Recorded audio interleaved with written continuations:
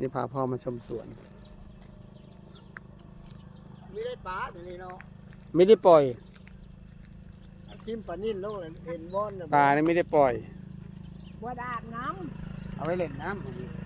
ขุดเอาไว้ปลูกอ้อย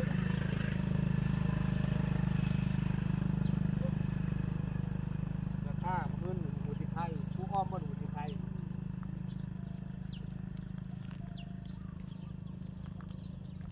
มันรู้หาน้ำมันดินเหนียวดูนี่เพราะ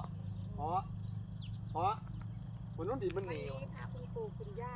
มาเจอเป็นแบบ ำเป็นเด้อ ดินเหนียว กระโดดมันเหนวดีนะ เอาเครื่อง ยัง เจาะ ไม่เป็นสวนหรอกค่ะ ขึ้นมาก เคยศึกษา ออกมีอยู่ที่ นะขาววะ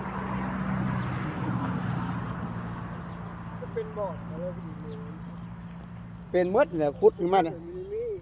มีคือเดียวมด ปลาเหนียว เออ ดินเหนียวครับดินเหนียวพาพ่อมาดูดินเหนียว มดบอลเดียวนี่บ่น่ะ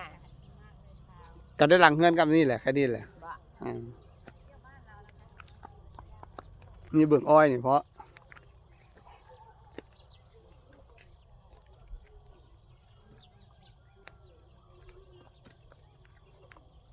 ตัวนี้เขาพื้นอ้อยคุมนี่เนาะ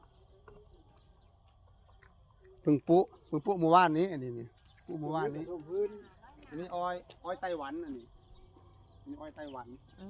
เรียกน้อยหนาด้วยนะ เดี๋ยวเขาไม่ขึ้นรถกับเรานะเวลากลับ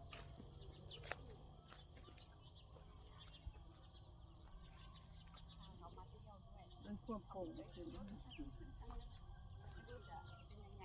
เอาเครื่องปุ๊กแล้วมันจุ่มเฮิงอ้อ ผู้ได้ผู้อาทิตย์ที่แล้วตอนเงินมา น้ำแล้วตัวนี้เนาะ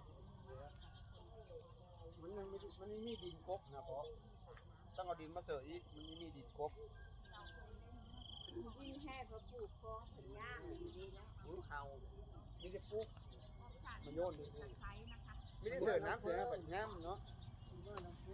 นี่แม่พอเอามันหยอดลงซื่อนี่แหละพอปุ๊บมดเดี๋ยวค่อยบ้านเอาเดี๋ยวเพื่อนมันงามนะที่นี่น้ำแบบงามนะ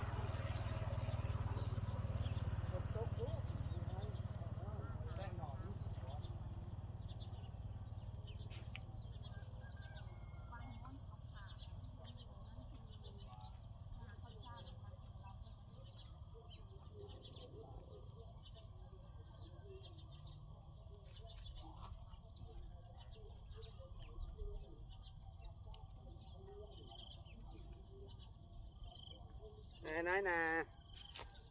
ด้วยเหรอ